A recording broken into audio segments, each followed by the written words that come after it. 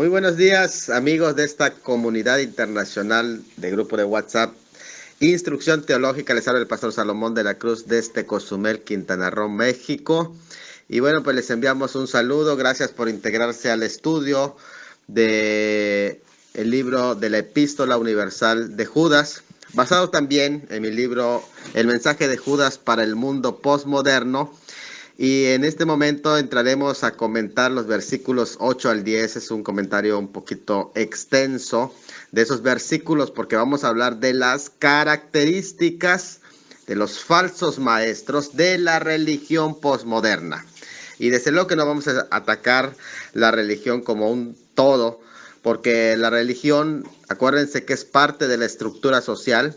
Se trata de una institución incluso universal que se encuentra en todas las culturas, en todas las sociedades del mundo, de cualquier tipo. Incluso yo considero el ateísmo como una especie de religión misma, así que no del todo puede considerarse como una especie de descreencia. Es entonces la religión, la creencia en lo divino, que está unido a un conjunto de credos que se pueden expresar muchas veces en forma de liturgia, que se ofrece a cierta divinidad o a la divinidad como tal. Y desde el punto de vista antropológico, como desde el punto de vista social, la religión es necesaria para satisfacer ciertas necesidades. Así que ningún ser humano puede hacer a un lado la religión ni hablar de la no necesidad de una religión. Es decir, la religión es parte fundamental del producto social también y es necesaria para una buena supervivencia, así como se requiere otros elementos para subsistir. En el aspecto de necesidades que tiene que suplir una religión válida, están las necesidades psicológicas. Es decir, cuando la vida llega a una especie, en un momento, a un punto de desolación, de dolor, de desengaños, es entonces donde la religión proporciona consuelo, tanto para la gente que está en momentos últimos de su vida moribundos, como la gente que sufre, es donde encuentran cierto refugio. Cuando se habla de las necesidades sociales, también la religión proporciona lo que nosotros llamamos los valores.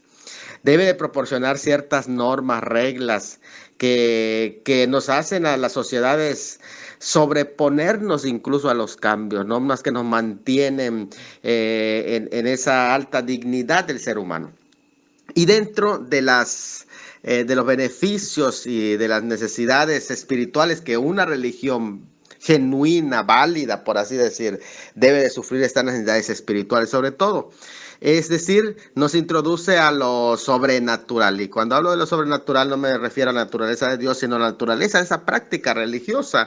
Entonces, por medio de ciertas ceremonias, que hacen de alguna forma experimentar lo divino. Y es válido cuando son genuinas, cuando son prácticas que no llevan a aprisionar a la mente del ser humano y que no lo convierten en un ser sectario.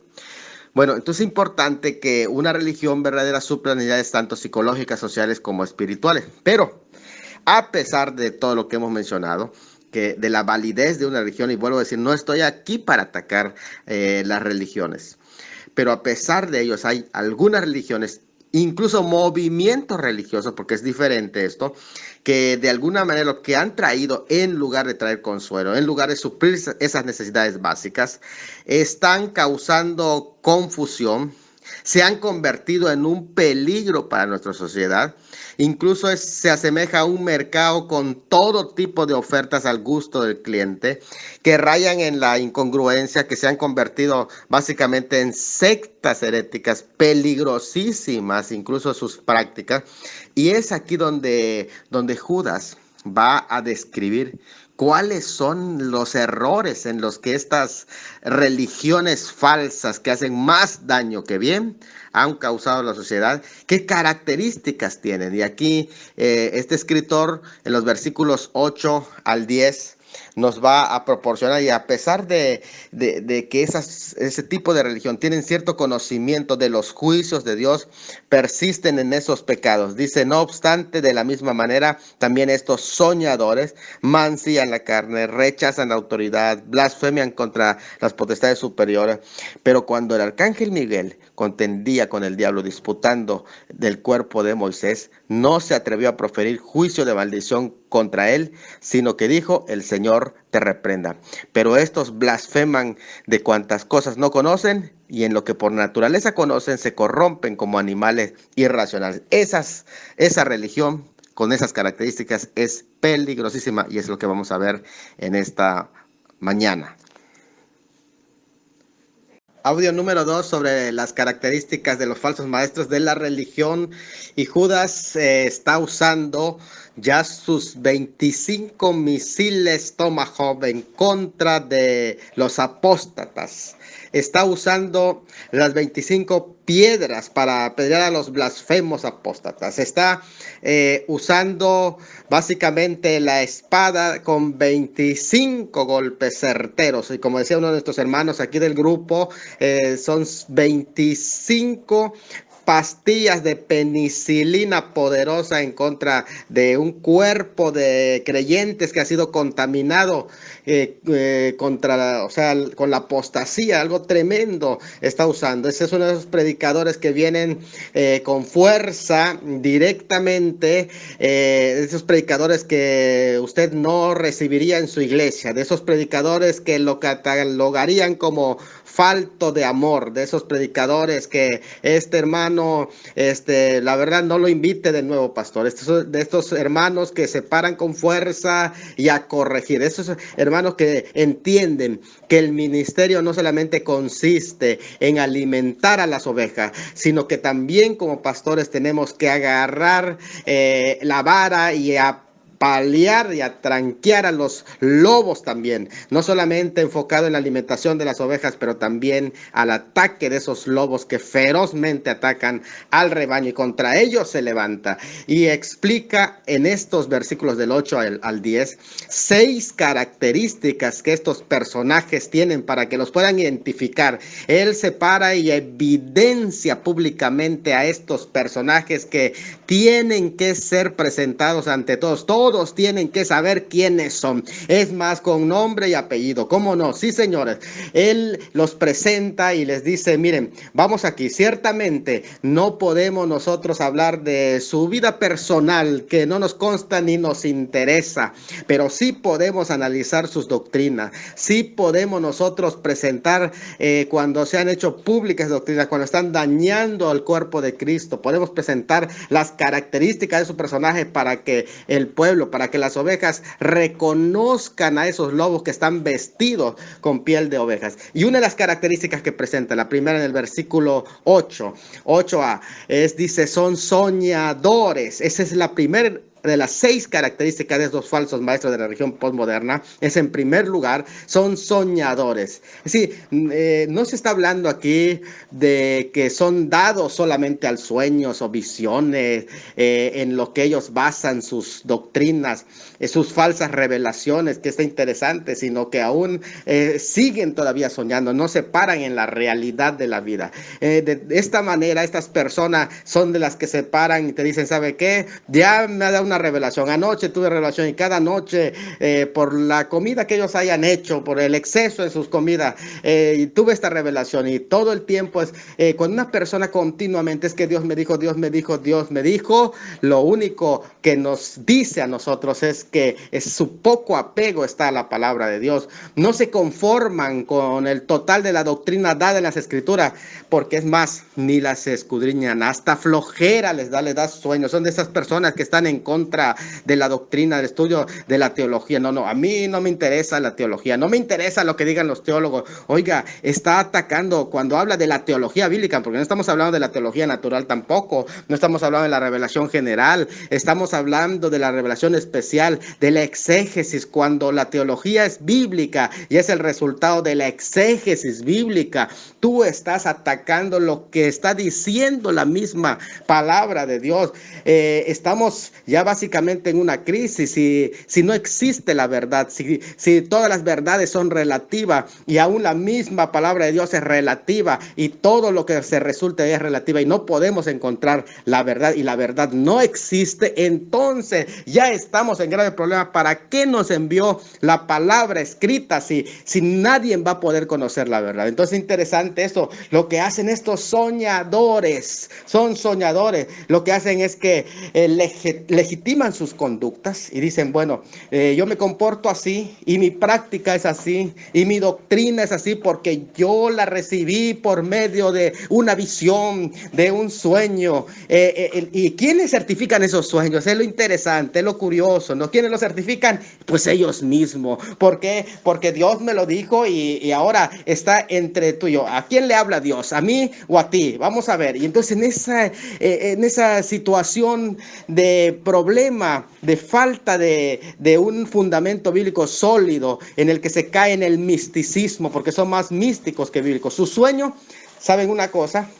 Se convierte más bien en una pesadilla. Es más que nada un delirio. Es una influencia básicamente anormal de su imaginación que vuela y que cuando tú lo escuchas, su predicación no está basado en base bíblica, sino en qué, en sueño, en revelaciones que, entre comillas, es un estado confuso de su alma, es lo único que revela. Sugieren que de alguna manera están siguiendo un mundo que gira en sus sucias fantasías, porque su vida mental ya ha sido totalmente contaminada y necesitan ser purificadas y llenadas con la palabra de Dios. Este es el audio número 3 y estamos hablando de que la primera característica de las 6 que presentan, de los falsos maestros. ¿Quieres identificar a un maestro de falso de la religión posmoderna? Lo primero es que son soñadores. Y en eso es interesante porque como soñadores, en el que enfocan muchísimo. De hecho, es uno de los temas que está en boga. Sueña y ganarás. Se está enfocado en los sueños, en tus propios sueños. No realmente en revelaciones del Señor como tal, sino en tus propios sueños. Pretenden recibir enseñanzas a través de visiones. Pero la Escritura los enfrenta y presenta que son sueños de falsos profetas, que rebosan en mentiras y aunque afirman que tiene la verdad, el profeta Jeremías los confronta en Jeremías 23, 25 al 32 y los confronta y los evidencia y dice a la ley y a los profetas antes que a los soñadores. Es decir, vamos a regresar al libro, vamos a recurrir al libro. ¿Qué dice el libro? Es interesante ese planteamiento que Jeremías hace y estas personas entonces lo que hacen es que no toman en cuenta la autoridad de las escrituras, sino que su autoridad son las visiones falsas que no pueden ser probadas, porque si le presentas el estándar de Deuteronomio 13, 1 al 5, y si estuviéramos viviendo en ese tiempo acabarían apedreados. Podríamos decir que lo que estos hombres dormidos espirituales, porque escúcheme bien esto,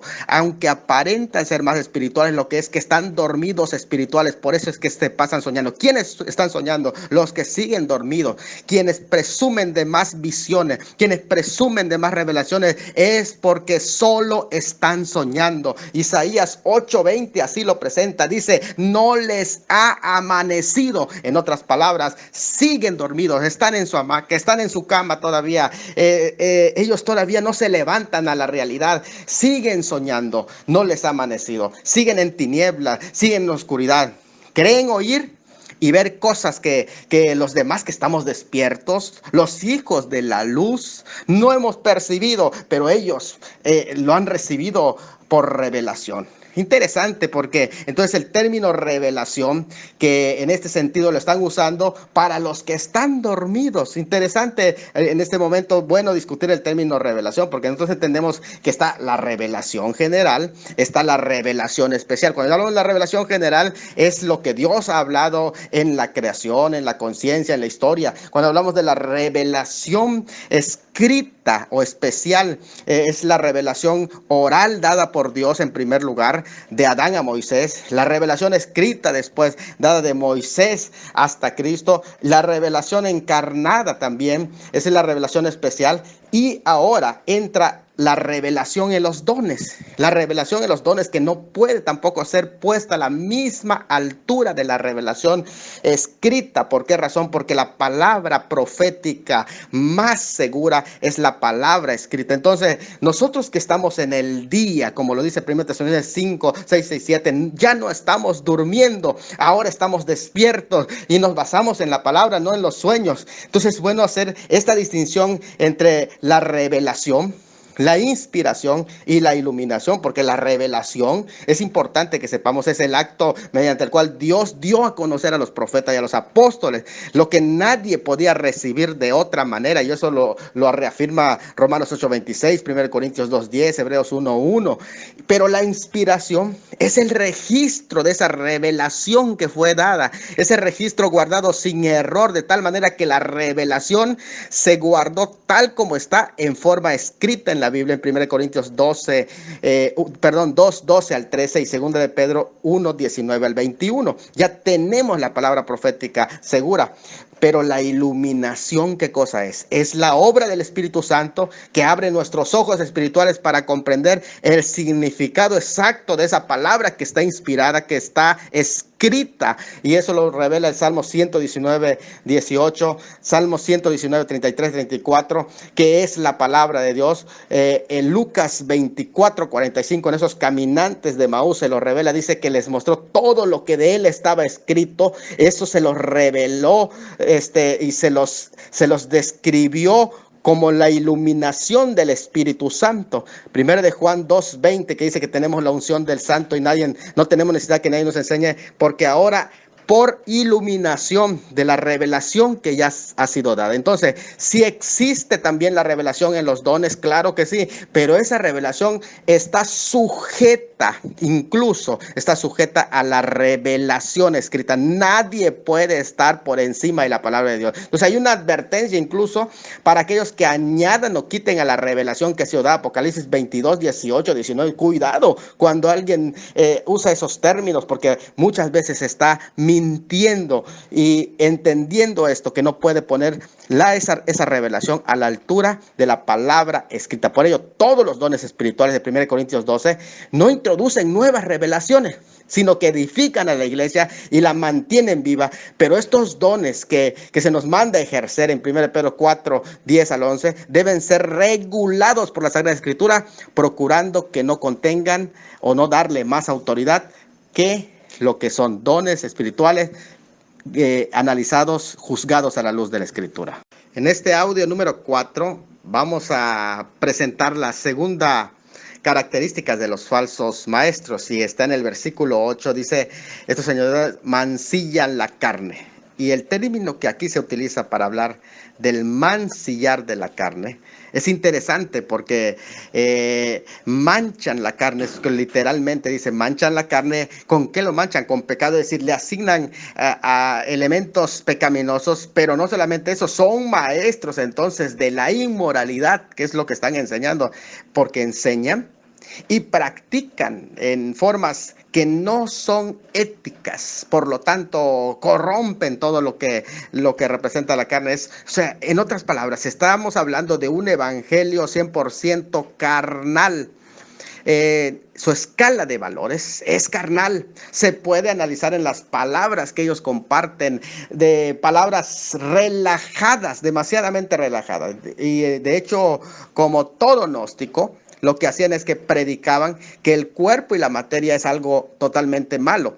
Y si el cuerpo es malo, ¿qué es lo que hacen? Lo que hacen es que manchaban el cuerpo, en otras palabras, lo catalogaban como malo a tal grado que si es malo, que si está impuro, porque es lo material, y lo material es malo según la mentalidad de la gnosis, porque acuérdense que es la que estaba imperando, no el gnosticismo como tal, pero sí la mentalidad de la gnosis, que estaba ahí presente, latente, en el que todo lo material era malo. Y por eso es que ellos decían que Cristo no se había hecho en carne. ¿Por qué? Porque la carne es mala, el cuerpo es malo. Y al manchar, al atribuirle manchas al cuerpo, entonces ellos tenían que pasar en un proceso de purificarlo, y esa purificación del cuerpo requeriría de ciertos ritos místicos, y aquí es donde entra el misticismo en acción. ¿Por qué el misticismo? Para que pueda purificar las cosas materiales. Entonces vean, interesante ese dualismo que aquí se va a presentar presentar al manchar, al atribuirle mancha al cuerpo, al atribuir, por ejemplo, que el sexo es algo malo, el sexo ordenado por Dios en el matrimonio es algo pecaminoso y por lo tanto el que tiene relaciones está en un pecado pero necesario, así le llaman ellos, porque es algo malo y que todo lo que tenga que ver físico es malo. Y entonces se le atribuye a todos los elementos materiales como algo, una especie de mal, incluso todo tiene elementos de demonios que requieren ser exorcizados en ese sentido, y por lo tanto lo que se utiliza para la purificación del cuerpo, de las cosas materiales, de los usos que se tiene que usar la simbología. Y entra aquí la simbología, que vuelvo a reiterar una cosa interesante: la simbología no es necesariamente malo cuando se utiliza como un elemento pedagógico, didáctico, pero solamente hasta ahí. Pero de pronto se le atribuyen incluso a esos elementos ya poderes, como por ejemplo el tema del vino, el tema del aceite, del tema de la sal y otros elementos que son utilizados para purificar el cuerpo en ese sentido. En la oración, ¿sí? Se utiliza la oración, pero luego se añaden a esos otros elementos que ya se le atribuyen carácter mágico. ¿Por qué? Porque ellos dicen, el cuerpo está manchado y necesita ser purificado con esos elementos. Y para que pueda de alguna manera interferir en el mundo espiritual, tienen que usar esos elementos místicos que van a venir a purificar la vida y el cuerpo incluso. En ese sentido se usa muchísimo tipo de rituales, ya no como elementos pedagógicos, sino rituales que se le dan cierto tema de magia a esos elementos. Entonces, que para ellos dicen son necesarios para limpiar las impurezas de la carne. Qué interesante. Entonces, Pablo lo va a atacar también ese tema, tal misticismo que raya en el fetichismo. Fetichismo es que tomas elementos y le atribuye cierto poder que van a tener para libertarte, incluso elementos que pueden ser como algo que Dios ha instituido, pero que va a rayar en la superstición, sobre todo los pueblos que tenemos una ascendencia del romanismo, y entonces con esa influencia ya mezclado con el paganismo de cada comunidad local, se van desarrollando todos esos elementos del tipo de misterio. Por eso es que la gran ramera del capítulo 17 de Apocalipsis, que no es la ramera del capítulo 18, porque hay que entender ese concepto, aquí se está hablando de una ramera que tiene las características místicas, espirituales, que descienden de Babel y de Babilonia, que tienen dos líneas: vía el judaísmo y vía el romanismo, porque ambos lo que los caracteriza es que son religiones de misterio, porque ese misterio con que utilizan las cosas, todos esos misterios, lo que hacen es querer traer purificación con ese tipo de rituales que utilizan para purificar el cuerpo, para purificar la vida con esos rituales místicos. Mancillan de esa manera la carne. Audio número 5. No solamente son soñadores que manchan la carne, sino que en tercer lugar el versículo 8 dice: rechazan la autoridad.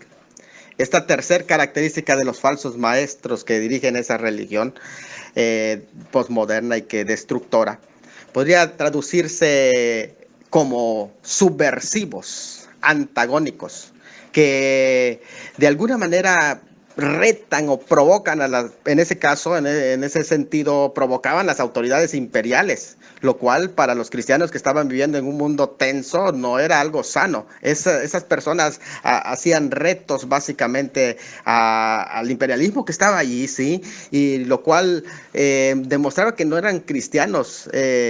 ¿Y qué hacían con esas autoridades paganas? Las instaban a una persecución masiva en contra de la misma iglesia, porque ellos desafiaban. También cuando dice que de alguna manera rechazan la autoridad, también estaban rechazando a todos los que tienen posiciones de dignidad, de cualquier tipo de cargo, porque acuérdense que las autoridades no solamente las hay políticas, las hay civiles, las hay autoridades eclesiásticas, las hay también autoridades educativas y en todas las áreas familiares mismas. Entonces este tipo de comportamiento no solo era impuro, sino que era un comportamiento así, podemos decir, presuntuoso, decir, no, a mí nadie me domina, solo Dios me da órdenes, nadie más, aquí nadie me puede decir nada, solo Dios. En esa forma arrogante en el que no hay nadie sobre ti, en el que tú no le das cuenta a nadie. Pero lo más vergonzoso de todo esto es que se estaban oponiendo a los propios líderes espirituales, como en Éxodo 22:28 y Romanos 13:1 también lo menciona, a esos líderes que Dios había establecido para conducir a su pueblo y que estaba basada en la autoridad apostólica desde luego. Por lo tanto, ellos rechazaban esa autoridad apostólica de los apóstoles fundacionales, de lo que hemos hablado, que más adelante vamos a explicar un poquito más. Pero todo lo convencional, escuchen, todo lo institucional, todo lo oficial, porque esa es la mentalidad postmoderna, ya no funciona y se ataca la institucionalidad, se ataca todo lo que representaría lo establecido, sea por la tradición, la razón o comprobación de la verdad. Si hay una ascendencia de la verdad, entonces ellos rechazan ese tipo de autoridad, porque para ellos, recuerden, no hay absolutos. Vienen entonces a ser puestos a un lado todo aquello, enfatizando así una cosa, el individualismo. Se enfatiza la tolerancia permisiva, de tal manera que se apoya la misma rebeldía. Todo está basado en un relativismo cultural, un relativismo moral, y esto va haciendo que la sociedad se vaya degradando, porque imagínate, ¿cómo puedes tú enseñar una autoridad, un modelo de autoridad, que Dios, su reino se basa en un modelo de autoridad también? Porque en el reino de Dios no es democrático, en el reino de Dios está basado en un modelo de autoridad, pero en esto rechazan completamente la autoridad y tú haces lo que para ti es bueno o lo que para ti es malo, en un relativismo. Este error ha provocado mucha confusión del que de alguna manera no se desea salir, pues se considera como algo sin importancia, pues la verdad para ellos es relativa. O sea, nadie puede decirme que tú haz lo que tú sientas, lo que tú creas, y han sacrificado la verdad en aras de la paz. Hoy la verdad está siendo crucificada con tal de que la paz viva. Y eso es lo que Judas está diciendo. A estas personas no les interesa realmente la verdad, que es la que trae autoridad. Toda persona que de alguna manera declare una postura definida, como Judas, y que diga tener la verdad, es llamada en este momento, en este mundo posmoderno, la gente posmoderna, como dogmática. O sea, y eres intolerante, que es una palabra de moda, que de moda, con ventaja para los inconversos, con desventaja para la iglesia. Y en círculos eclesiásticos este estilo puede ejemplificarse de una manera clara con la llamada iglesia emergente que fundó Brian McLaren, que es una historia aparte. Pero ellos se llaman postconservadores, postprotestantes, postevangélicos. Es decir, no tenemos nada que ver con eso. Es más, somos más ecuménicos. O sea, nosotros no estamos bajo ninguna autoridad más que Dios. Incluso algunos reclaman una cierta autoridad teocrática, cuando en realidad lo que es una autoridad episcopal y dictatorial en ese sentido. Entonces, los que argumentan que la forma tradicional de ser iglesia no es pertinente en la cultura actual, y han desplazado a tal punto la gente hacia la cultura, hasta que la cultura se constituye en autoridad para el cristiano. Es decir, es más importante la cultura que la misma palabra de Dios. Entonces, interesante en ese sentido, cuando ellos se oponen a la autoridad, están rechazando la autoridad basada en la palabra de Dios. Entonces, y esto es básicamente caer en una anarquía, un anarquismo. En este sexto audio voy a hablar de la cuarta característica de estos falsos maestros de la religión posmoderna, que es blasfeman contra las autoridades superiores. Está en el versículo 8, en la última parte de este versículo. Es interesante relacionado con la expresión anterior, con la tercera característica, pero aunque las autoridades superiores, aquí se refiere a una autoridad divina, y más específicamente designado teocráticamente, esa es la palabra, a divinos comisionados, sean estos humanos o angelicales. Pero la expresión que nos va a definir a qué tipo de autoridades se está refiriendo cuando dice que blasfeman contra las autoridades superiores es el término que se utiliza como potestades. En la tradición judaica, el término autoridades superiores, que son glorias o potestades en la tradición judía, se refiere a varias jerarquías de huestes espirituales. Y en este sentido, las potestades superiores blasfemadas básicamente son ángeles. Así que podemos entender en este momento que llevan una angeliología torcida. Ojo, los falsos maestros tienen una angeliología, pero una angeliología torcida. Lo que el pasaje nos está diciendo exegéticamente es: hablan profanamente de los ángeles, es decir, su enseñanza de angelología, y más concretamente yo puedo decir de la demonología, se basa en puras deducciones propias, porque están basadas en especulaciones. Es decir, en experiencias que ellos han tenido, aunque su creencia en ángeles está basada en su experiencia, porque algo interesante aquí me llama mucho la atención de la blasfemia que dicen, basada en deducciones, en la percepción de lo que ellos han tenido esa experiencia, aunque acuérdense que todas esas experiencias son relativas, sí, porque el enemigo muchas ocasiones puede dar una experiencia equivocada, y es donde mucha gente está basando su angeliología en libros de gente que sí procede del ocultismo, que te tratan de decir lo que la Biblia omitió acerca de los demonios, pero ellos traen una revelación fresca por su experiencia que han tenido en el ocultismo, y entonces viene a hablar de la demonología, que tiene más revelaciones que no están en la Biblia, pero que ahora se toman como autoridad bíblica, y esas experiencias son transmitidas como si fueran una autoridad bíblica completamente, y entonces de tipo novelesca, porque realmente no tiene una autoridad ni siquiera mucho menos exegética, ni está basada en su experiencia. No por ello,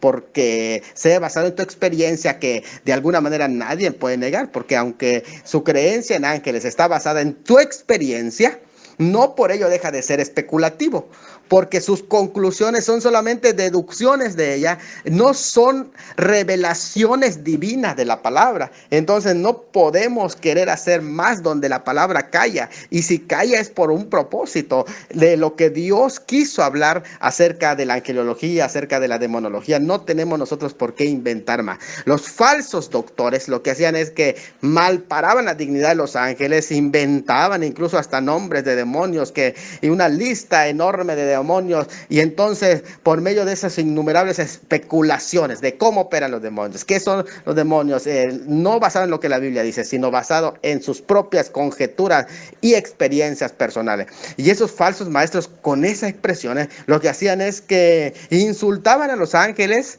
por su oposición a la ley de Dios. Es decir, a ellos, al oponerse a todo lo que la ley de Dios escribía, están insultando a los ángeles. ¿Por qué? Porque el Antiguo Testamento fue dado por mediación de ángeles, así que los ángeles son testigos de la palabra, y aquello que no quisieron revelar, porque la revelación angelical es una revelación no central, sino secundaria de la palabra de Dios, pero eso lo han convertido en el centro mismo de su enseñanza, de tal manera que hay organizaciones que si los demonios, si el diablo no existiera, o como está en el caso del milenio, cuando van a estar atados, toda su teología se vendría abajo. Entonces, ¿qué pasa? ¿Qué está sucediendo? Entonces, ¿qué están blasfemando en contra de los ángeles? Y no solamente en contra de los ángeles de Dios, incluso en contra de los mismos ángeles caídos. Cuando aquí nos está expresando que ni aún Miguel Arcángel, que es primero entre los ángeles en grado, porque está hablando de un arcángel, de un dirigente de las huestes de guerra de Dios, y en ese sentido no pronunció juicio de maldición, según de acusación o de blasfemia, o sea, cuidó las mismas palabras que iba a usar. O sea, él tenía cuidado de no hablar más de lo que tenía que hablar, de lo debido de hablar. Miguel, que es el príncipe que lucha a favor del pueblo de Israel, con una posición enorme, pero la posición de Satanás, recuerden que aunque había caído, era una posición, según Ezequiel 28:14, de un querubín, y por lo tanto como un portador del trono, como alguien con una dignidad, con una posición más. Entonces el arcángel Miguel no habló maldiciones del diablo, aunque se había revelado, y hablando groseramente, no, y no por tenerle miedo, sino por reverenciar a Dios, quien lo había creado y quien le había dado cierta postura, cierta dignidad. Pero ¿qué está pasando? Judas usa este ejemplo como algo para acusar a esos falsos maestros, esos falsos líderes de la religión. Audio número 7, presentando la cuarta característica que distingue a los maestros de la falsa religión postmoderna, que es una angeliología totalmente torcida, equivocada, y que lo va a corregir Judas frontalmente. Incluso utilizando ejemplos de los mismos libros que ellos mismos sectarios utilizaban, o sea, con sus mismos libros los agarró y les dio espadazos de alguna manera, porque el libro apócrifo de la Asunción de Moisés dice que Miguel fue enviado a enterrar a Moisés, pero el diablo se opuso argumentando que por ser materia le pertenecía, que recuerden que el concepto de materia es un concepto gnóstico pagano, del que la materia es mala, postura que Judas desde luego no apoya, pero a este grupo de orfistas, acuérdense de esos adoradores de la serpiente, o que le daban mucho valor al tema de la gnosis que vino por medio de la serpiente y el conocimiento, que fueron abiertos sus ojos, este grupo de sectarios sí tenían esos libros como fuente de revelación, y sectarios que venían tanto de esa influencia. Acuérdense que todos los libros apócrifos que van surgiendo con influencia babilónica procedente del judaísmo en esa línea, y ellos van teniendo esa enseñanza de la gnosis en el aspecto judaico.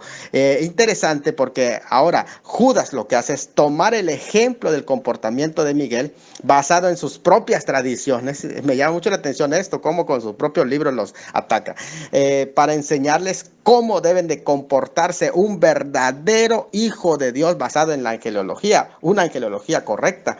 Él no aprueba el contenido de todas las tradiciones que sus opositores usaban como fuente de autoridad, porque hasta eso, sino la interpretación correcta de este hecho, que evita una angeliología equivocada, radica en esto, que la razón por la cual Miguel peleó contra Satanás por el cuerpo de Moisés no era porque el cuerpo es malo y la materia es mala, no, era porque así se cuidaba que el cuerpo no lo encontrara el pueblo, y lo encontrara y lo usara como una reliquia sagrada y le rindieran culto, que terminaran adorando esa reliquia o objeto de culto, como le sucedió a la serpiente de bronce, que segundo de Reyes 18:4 ya había un culto a la serpiente, algo que el mismo Dios había instituido, pero que lo habían pervertido porque ellos no entendían la pedagogía que Dios estaba utilizando, la simbología, el qué uso tiene la simbología, sino que se iban al extremo de darle culto, venerarlo, como algunos hacen con el tema de la cruz, que es un símbolo cristiano, pero que ahora ya adoran la cruz. Entonces, es una diferencia. Entonces, usarlo como un símbolo es algo muy importante, pero es un símbolo pedagógico importante que nos da un recordatorio, pero no podemos adorarlo. Entonces, los ángeles, entonces, no increpan al contender contra las huestes de maldad, por más indignas, impuras, rebeldes que hayan sido, como en el caso de Satanás, sino que vemos a Miguel que no habla mal, ni aunque de alguna manera estén confrontados con el diablo, no lo hacen porque tengan miedo al diablo, o porque el diablo los va... No, sino que porque ellos reverencian a Dios. Es decir, la razón por la que guardan sus palabras, guardan sus conductas, es porque reverencian a Dios, no por el miedo al diablo. No. Lo que sí es claro es que Judas, que cuando se trata del tema de los ángeles, deja claro que es inapropiado hablar más de lo que nos enseña las Sagradas Escrituras. Y este consejo es bueno para todos aquellos que de pronto ostentan cierto tipo de ministerio y que se dialogan con el diablo y con los demonios, y que tengan mucho cuidado. Yo creo que aquí es un punto importante en el que hay que tener mucho cuidado, sí, porque el conocer por experiencia más de lo revelado en la palabra de Dios nos puede llevar a equivocaciones. Entonces, toda experiencia tiene que ser evaluada a la luz de la palabra de Dios. Y creo que un consejo final para las iglesias locales con una fama de que hacen reuniones administrativas, caen en excesos acalorados de contender, de defender opiniones que sería más productivo ver este ejemplo de cómo combatió Miguel. Si pudiéramos resolver nuestras diferencias con amor cristiano, en ese ejemplo nos los presenta Miguel de cómo, aunque esa autoridad que era un querubín estaba equivocada, no por eso le profirió maldición. Entonces es importante este tema. Sé que muchísimo más y preguntas que van a venir en el momento en el que se abre el espacio para preguntas, pero vamos a dejar hasta allí esta temática. Y pasemos a la quinta característica, hablan equivocadamente de la espiritualidad. En este audio número 8 voy a presentar la quinta característica que está en el versículo 10 de esta epístola, en el que se dice: pero estos blasfeman de cuantas cosas no conocen. Interesante el versículo, la primera parte del versículo 10. Esto quiere decir que hablan equivocadamente de la espiritualidad. Las cosas que no se conocen son las cosas celestiales. Las cosas espirituales no las conocen. Son espiritualistas, pero no son espirituales. La gente a veces confunde el espiritualismo con lo espiritual. Y de pronto hay gente que se pasa hablando, se creen muy espirituales, pero son espiritualistas. No son espirituales, porque el espiritual se apega a la palabra de Dios. Ese es el espiritual, el maduro. Hablan más. Estas personas hablan más sobre ellas mismas, o sea, se enfocan en su persona. Yo recibí esto, yo aquello, yo. Entonces, ¿qué de espiritual tiene el yoísmo? Incluso niegan hasta la existencia de lo espiritual, y en una congregación que de este tipo se enfoca más en lo material, porque recuerden que es una generación muy visual en ese sentido, y no estamos hablando de los métodos visuales que se utilizan como estrategia, no, estamos hablando de que toman ese punto como lo más importante, lo material. Incluso ignoran cómo distinguir entre lo espiritual y lo carnal. No logran discernir eso, sino que si es místico, es espiritual. Y entonces caen en el misticismo y lo ponen a la par de lo espiritual, cuando lo espiritual es lo maduro, es lo que edifica y lo que está conforme a la palabra de Dios. Ahora, en ese sentido, se usa mucho el término sobrenatural para hablar de Dios como sobrenatural, cosa que sería bueno analizar ese concepto, porque ciertamente muchas de las acciones, de las cosas, tienen que ver con lo sobrenatural, pero Dios no es solamente sobrenatural, es limitarlo. Dios, estamos hablando como un ser espiritual, y es interesante, uno de los atributos de Dios no es ser sobrenatural, sino es ser espiritual. Bueno, no le dan el valor a lo espiritual que corresponde a la esfera de lo invisible, de lo celestial, de lo espiritual, de lo moralmente bueno. Algunos incluso llegan hasta pensar que es real e importante solo lo material, como lo dicen Colosenses 2:18, y enfocan, o sea, si tú estás próspero materialmente, eres espiritual. Mientras más recursos, posesiones materiales tienes, más espiritual eres. Y entonces empiezan a describir, claro que está el otro extremo de aquellos que dicen, mientras más pobre eres, más espiritual. Entonces están basando su concepto de la evaluación de lo espiritual, está en lo material. Es interesante eso, ya sea que escasee o que abunde, en lo material eres más espiritual. Es interesante de cómo se maneja el concepto en este momento. Y hay quienes que piensan que mientras más posesiones tienen, más espirituales son. Pero los peores no son eso.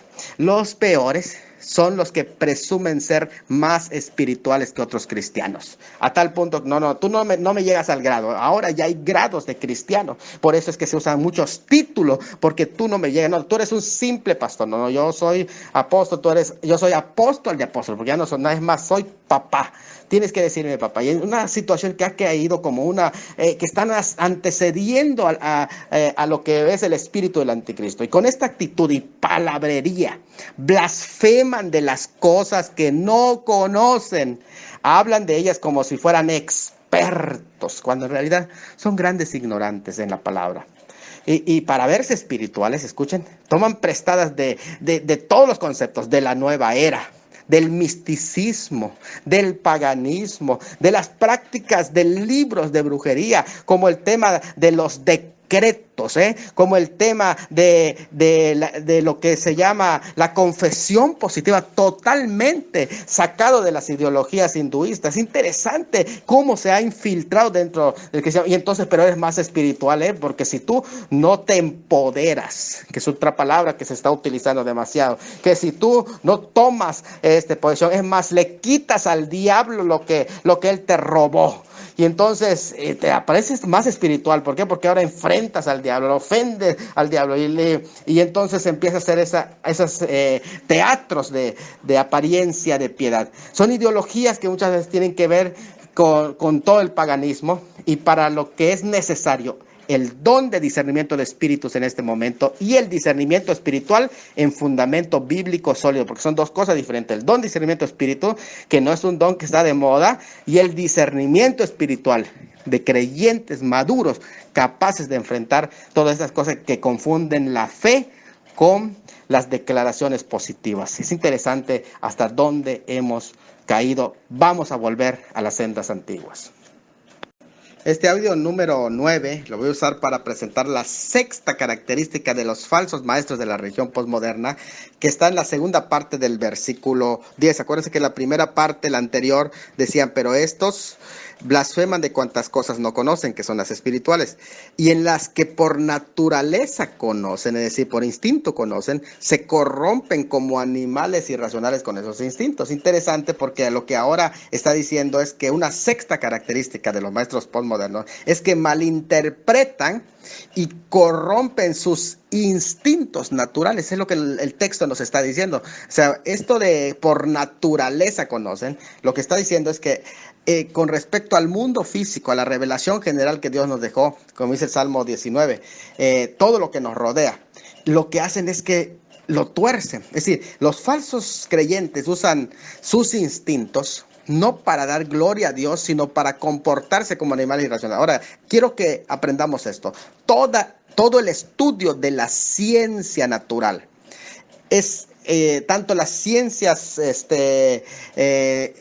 que podemos decir las ciencias naturales y todo el estudio de la ciencia, como también las ciencias humanísticas. Todos esos estudios son buenos y nos pueden servir de grande utilidad a un siervo de Dios, a un creyente, le puede servir muchísimo para entender, pero esto lo que hacen es que toman de allá y en lugar de darle el uso correcto, lo malinterpretan, lo corrompen como si fuera guía, y es más, reemplazan la palabra de Dios con ese tipo de conocimientos. O sea, los instintos naturales aquí significa de manera física, y hace referencia a los descubrimientos científicos y empíricos que se puedan hacer. O sea, que están fuera de la revelación bíblica, no necesariamente tienen que ser incorrectos. ¿Por qué? Porque están basados en la revelación general. Son estudios científicos naturales, y que mucho en este campo se está adentrando en la teología natural. Incluso el tema de la argumentación de la existencia de Dios está basada en esos conceptos de la teología natural, y también el tema del libre crecimiento está basado en la teología natural. Los estudios estadísticos que se hacen, y muchos estudios se están basando, de hecho en las ciencias humanísticas se está basando muchísimo. Cuando hablo de ciencias humanísticas me estoy refiriendo a la psicología, a la pedagogía y todos esos conocimientos científicos que no son necesariamente malos, pero que pueden servir, pueden ser útiles, pero la ciencia ha aumentado. Pero el uso inmoral de dicho conocimiento se ha convertido en ese momento hasta en pecaminoso. Incluso cuando hablamos de los medios de comunicación como estos, ¿verdad? Que ahora están a nuestra disposición, la tecnología, el abuso de la tecnología, porque la tecnología o puede ser una herramienta o puede ser un arma. ¿En qué quieres usarlo? Que sea herramienta o que sea un arma. La preparación y la ciencia también puede ser una herramienta o puede ser un arma. La ciencia del bien y el mal, como dice el Señor, ¿verdad? El conocimiento humano, sin embargo, no ha mejorado por sí solo al ser humano. Lo que hacen ellos es que toman como punto de partida las teorías cambiantes de las ciencias humanísticas, como son la sociología, la psicología, la estadística, todas esas ciencias que se estudian, y como punto de partida, en lugar de comenzar con la teología bíblica, comienzan con esa ciencia y se convierten en autoridad de esa ciencia. Entonces, lo que hacen es que para desarrollar su teología parten del hombre no regenerado y caído. Y entonces, ¿qué pasa?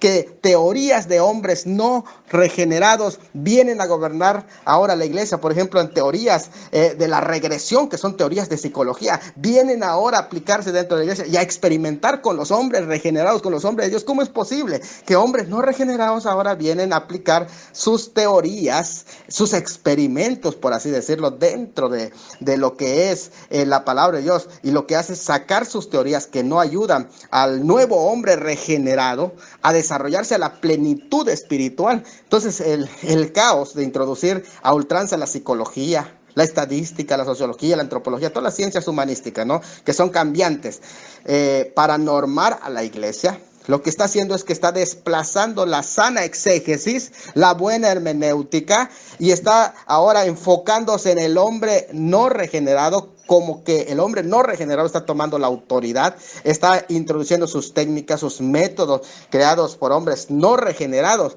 para trabajar con hombres regenerados. Y aquí claro que cabe un equilibrio también, pero sí es importante hacer un análisis, pararnos en los caminos y ver qué es lo que Dios quiere que hagamos y hacia dónde tenemos que reenfocar el rumbo en este momento.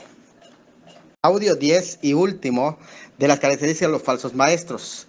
Estamos hablando de que estos hombres toman los conocimientos empíricos y científicos y en lugar de filtrarlos con la palabra de Dios, tal cual los introducen. Y es interesante de que aquí lo que están haciendo es tomar los instintos naturales, los corrompen, los pervierten y muchas veces los bañan hasta con textos bíblicos sin exégesis, a ultranza. Los usan equivocadamente para respaldar ese tipo de teorías, ya no para que los guíen en el mundo natural, porque todos esos conocimientos te sirven para ser guiado en el mundo natural. Tú fuiste creado no solamente para ser guiado en un mundo natural, y para eso es la ciencia y te dio el razonamiento y la inteligencia el Señor, pero también te dio el sentido de la fe para que te guíes en el mundo espiritual.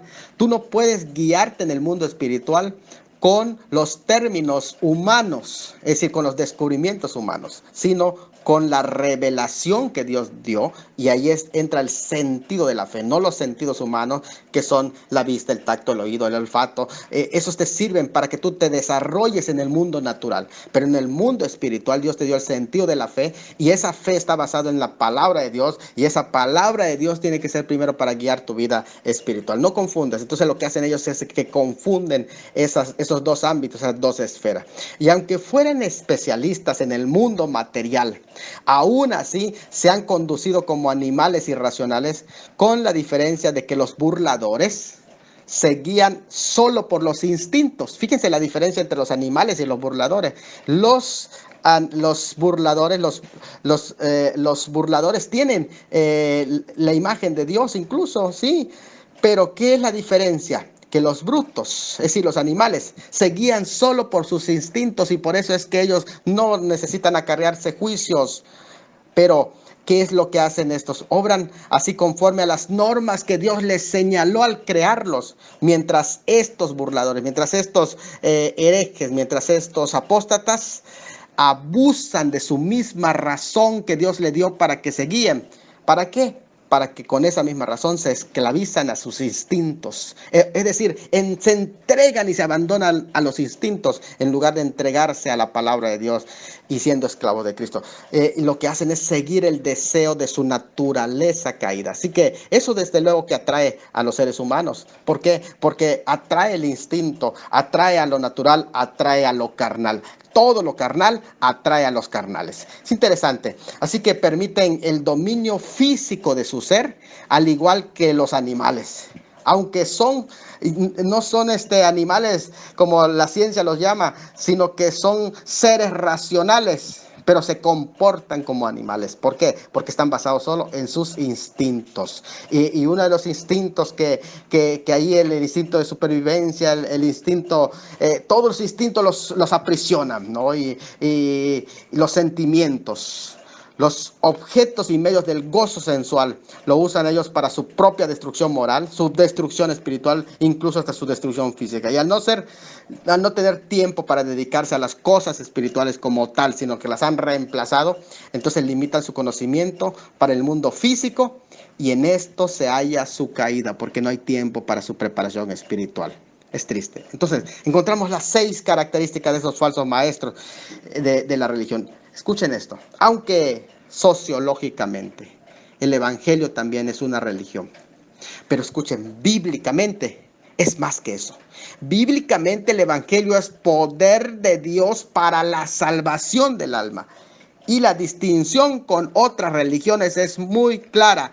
Escucha, solo el evangelio es capaz de transformar al hombre y librarlo del mundo de las creencias, del mundo confuso de las sectas que hoy se han proliferado. Solo Jesucristo salva, no hay una religión que pueda salvarte. El único que murió en la cruz no es tu religión, se llama Jesucristo y Él es el Salvador del mundo. Si le quitamos esto al evangelio, le quitamos todo.